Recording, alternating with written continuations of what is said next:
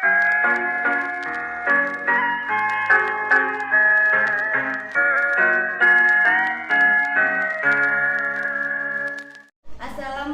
warahmatullahi wabarakatuh. Waalaikumsalam warahmatullahi wabarakatuh. Pertama-tama saya mau mengucapkan terima kasih kepada Ibu Cindy dan teman-teman sekalian. Sebelum memulai acara ini, izinkan saya memperkenalkan diri. Perkenalkan, nama saya Lisumina sebagai naskah bersama saya Tutut dan Prawoto sebagai pembuat naskah selesai. Tidak terlalu lama, saya dan teman-teman akan memulai acara ini. Sekian, terima kasih. Wassalamualaikum warahmatullahi wabarakatuh. Waalaikumsalam.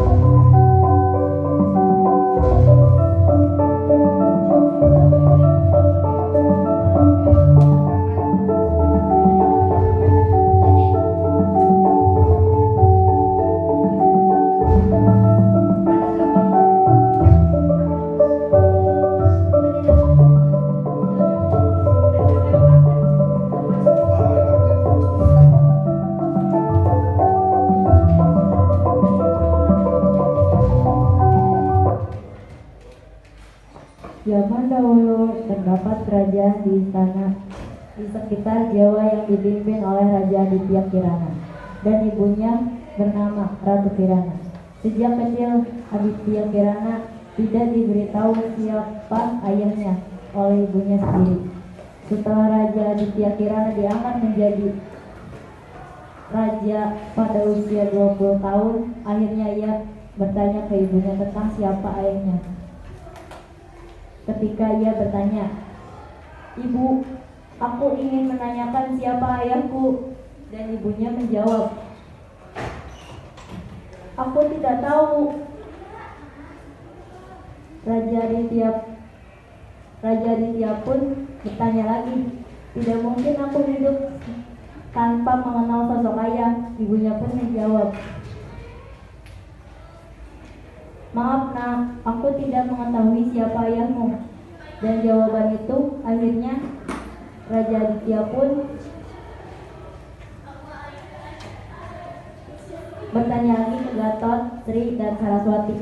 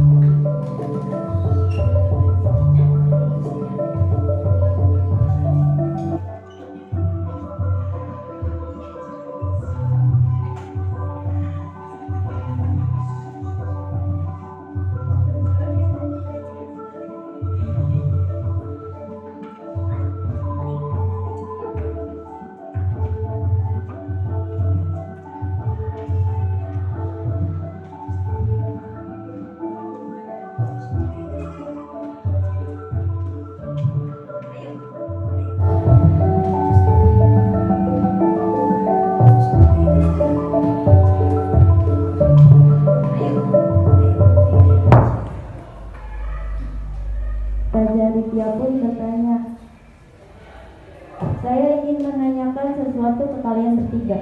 Apakah kalian tahu siapa ayahku?" Ketiga orang itu kebingungan dan Saraswati pun menjawab, "Maaf Rajaku, saya tidak dapat menjawab pertanyaan Anda." Gatot pun menjawab, "Maaf, hamba juga tidak mengetahui siapa ayah raja." Dan Sri pun bicara, "Hamba juga tidak tahu." Mendengar omongan mereka yang tidak membantu, akhirnya raja pun keluar menenangkan pikiran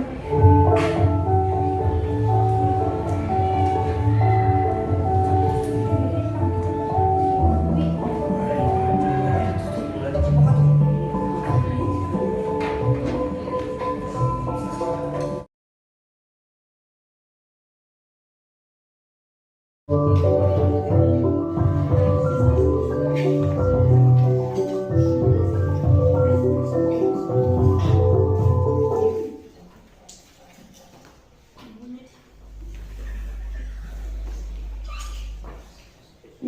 pun bicara, "Dari mana saja anakku?"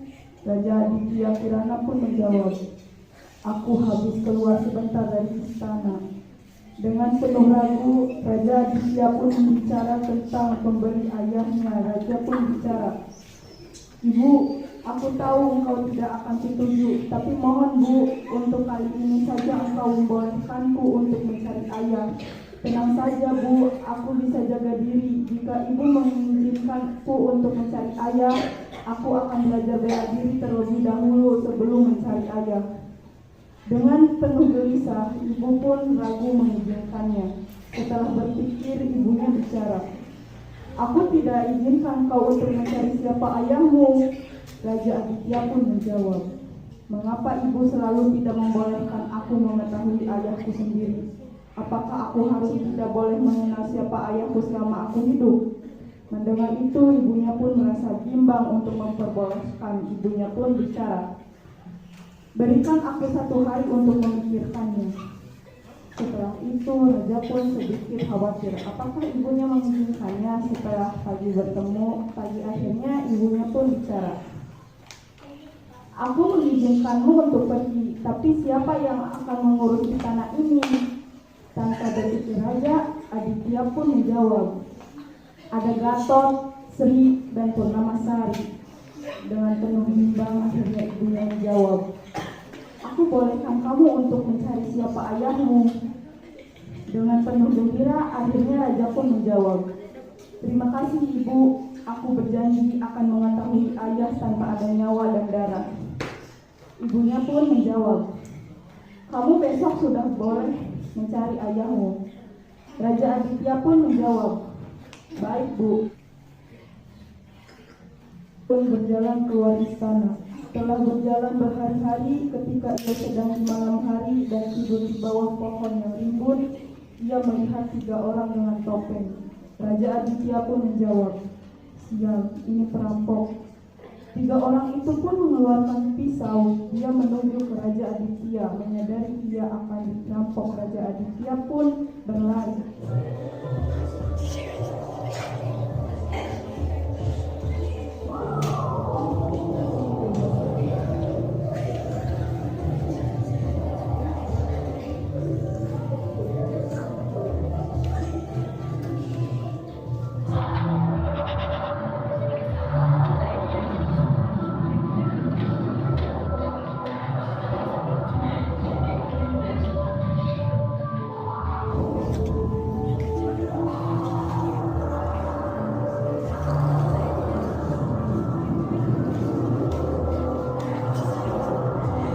Panjang hujan, suasana di rumah itu terasa canggung. Setelah cukup lama, akhirnya raja membuka pembicaraan dengan wanita itu. Raja bicara, "Aku boleh tahu siapa namamu?" Dengan penuh canggung, wanita itu memperkenalkan dirinya. "Namaku Sri Kandi." Dengan penuh terkejut, penuh canggung, wanita itu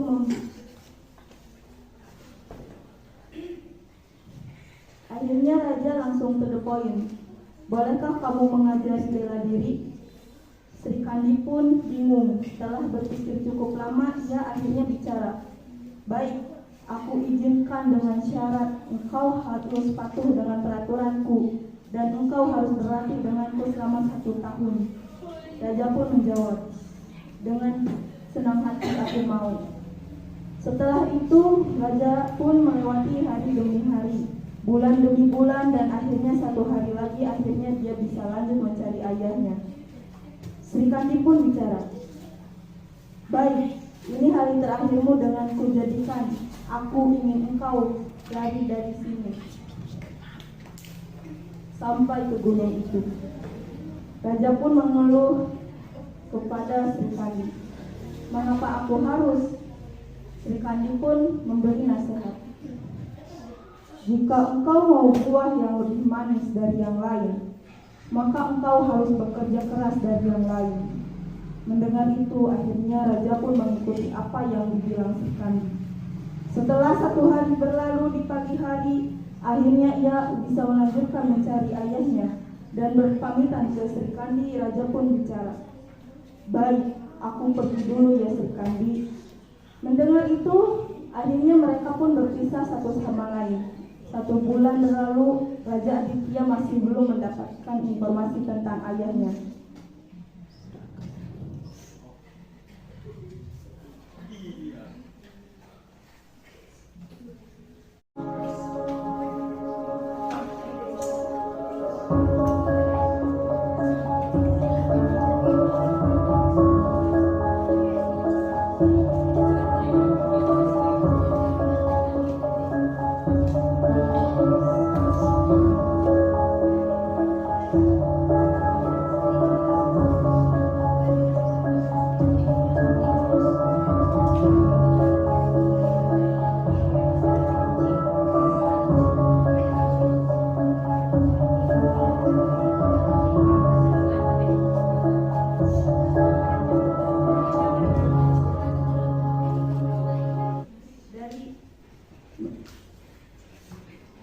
Kerajaan bahwa kerajaannya telah diserang oleh seseorang. Dengan raut wajah yang gelisah, akhirnya ia bergegas kembali ke istananya. Namun, waktu 15 hari akhirnya ia kembali ke istananya. Setelah sampai di gerbang istana, tercium bau busuk yang sangat menyengat. Setelah pintunya dibuka paksa, raja sangat terkejut karena banyak mayat terjatuh. Ia pun berlari mencari ibunya. Setelah mencari ke istana, ia tidak mendapatkan ibunya. Di sana akhirnya ia mencari ke desa. Di desa pun sama banyak mayat yang berjatuhan dan tidak ada orang sama sekali. Setelah mencari, akhirnya ia menemukan 3 orang, yaitu Semar, Petruk, dan Jareng.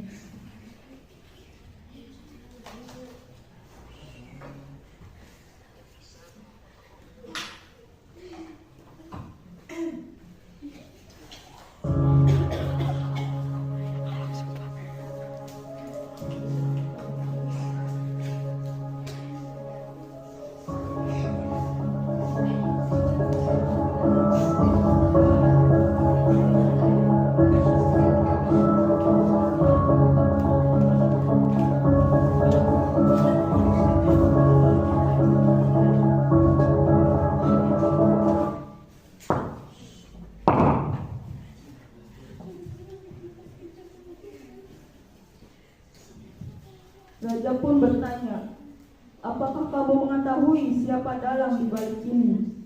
Semar pun menjawab, "Seseorang dengan badan besar dan menyeramkan yang bernama Buto." Raja pun menjawab, "Apakah kamu mengetahui informasi tentang siapa Buto itu?" Semar pun menjawab, "Aku tidak mengetahui informasi tentang Buto. Mungkin Petruk mengetahuinya." Petruk yang mendengar omongannya, akhirnya Petruk menjawab, "Iya, aku mengetahuinya. Buto adalah seseorang seperti manusia, seperti kita. Tapi saat dia kecil, ia memiliki dendam untuk seseorang seperti manusia seperti kita. Tapi saat dia kecil, ia memiliki dendam untuk menghancurkan semua kerajaan yang ada di Jawa dan berjanji dengan iblis untuk mendapatkan kekuatan." Raja pun bertanya, "Kenapa dia ingin menghancurkan semua kerajaan yang ada di Jawa?" Semar pun menjawab, "Karena dia ingin menghentikan sistem kerajaan yang ada di Jawa." Petruk pun menjawab, "Karena sejak kecil ia paksa bekerja untuk kerajaan dan keluarga dia diambil oleh kerajaan saat dia masih kecil. Saat ia mencari informasi tentang ayah dan ibunya, ia mendapatkan informasi bahwa ayah dan ibunya dipenggal kepalanya oleh kerajaan karena ingin melarikan diri dari kerajaan. Mendengar informasi itu, dirinya dikuasai oleh dendam dan amarah, dan ia bersumpah untuk menghancurkan semua sistem kerajaan." Mendengar itu raja pun seperti bersalah. Saat melihat wajah raja seperti bersalah, Gareng pun menghibur dan berkata, "Ini bukan salahmu raja, kau tidak mengetahui apa-apa." Semar pun menjawab, "Sebaiknya raja ke rumah kami di sana untuk beristirahat." Mereka pun berjalan menuju ke rumah Semar dan teman-temannya. Mendengar itu raja pun tidak menjawab sama sekali. Setelah sampai di rumah Semar, tanpa bicara dengan Semar, Raja Aditya pun langsung ke kamar Semar untuk tidur. Petruk menjawab, "Kita tidak boleh ganggu raja untuk sementara waktu." Mendengar itu, mereka pun setuju. Di kamar raja hanya bisa berpikir bagaimana bisa melewati ini semua. Ia pun akhirnya meluapkan kekesalannya dengan hanya menangis. Tanpa ia sadari, ia akhirnya tertidur dengan keadaan masih menangis. Ia pun bermimpi. Raja bicara,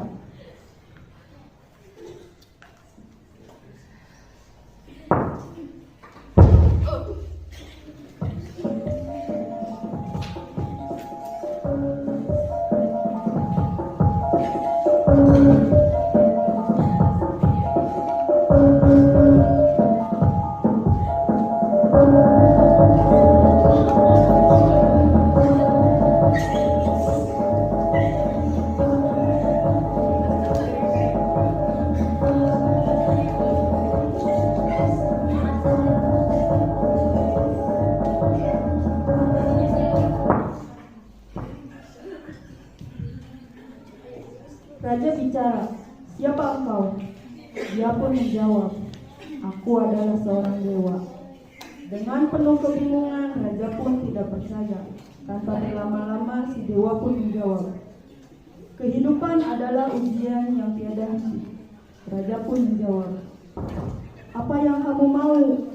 Dewa itu pun menjawab, "Aku pemimpimu untuk memberikan jalan."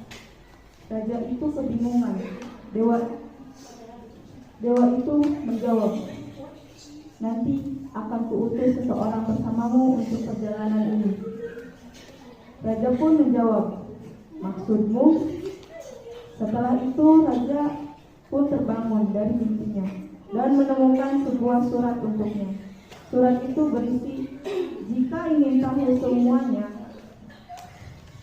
maka datanglah ke tempat ini." Setelah raja membaca suratnya, raja pun memberitahu Semar dan teman-temannya.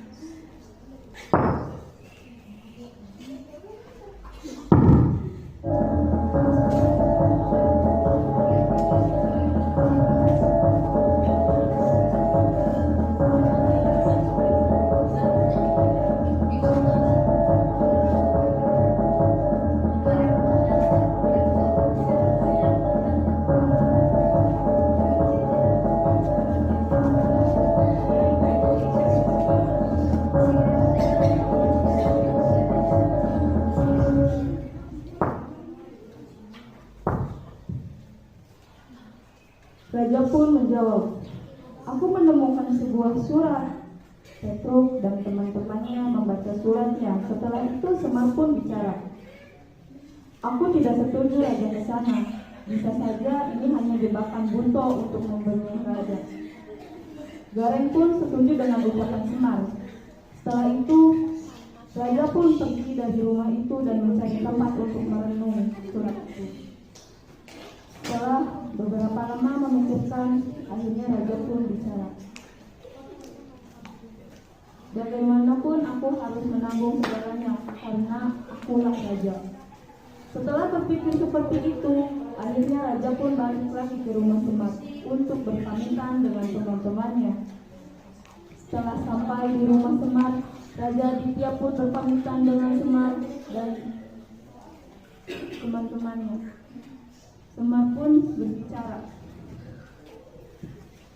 "Semoga raja dilindungi oleh Yang